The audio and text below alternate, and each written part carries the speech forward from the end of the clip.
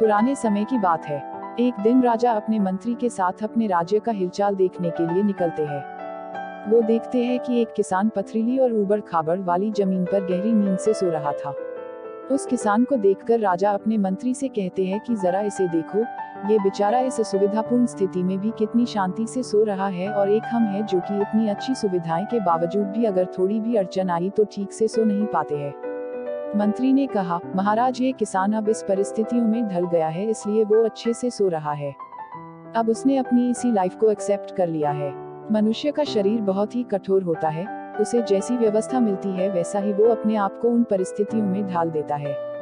राजा ने अपने मंत्री से कहा कि मुझे ये बात सच नहीं लगती है। राजा ने कहा कि हमें इसकी परीक्षा लेनी होगी। उस किसान की परीक्षा लेने के लिए वो उसे अपने साथ राजमहल में ले जाते हैं।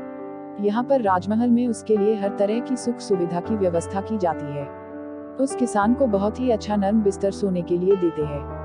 किसान भी बड़ी खुशी के साथ राजसी ठाट बाट का आनंद लेने लगा। इसी तरह किसान को राजमहल में आए हुए 2 महीने हो गए।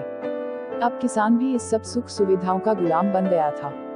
उसी बीच एक दिन मंत्री ने चुपके से किसान के बिस्तर में कुछ पत्ते और तिनके रख दिए। किसान को तो अब इन सब सुख सुविधाओं की आदत लग गई थी, इसलिए वो बिस्तर में ऐसे पत्ते और तिनके रखने की वजह से सारी रात करवटें बदलता रहा।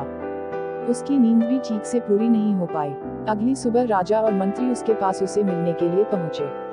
उस किसान ने राजा से शिकायत की कि उसके बिस्तर में कुछ कुचने वाली चीजें हैं और इस चीजों की वजह से उसे पूरी रात ठीक से नींद भी नहीं आई। किसान की बात सुनकर मंत्री ने तुरंत राजा से कहा कि देखा महाराज, ये वही किसान है जो कि पथरीली भूमि पर भी गहरी नींद में आराम से सो रहा था, किंतु ये अब 2 महीने में तो राजमहल के विलासितापूर्ण जीवन का आदी हो गया है। अब तो इसे पत्ते और तिनके भी चुभने लगे हैं।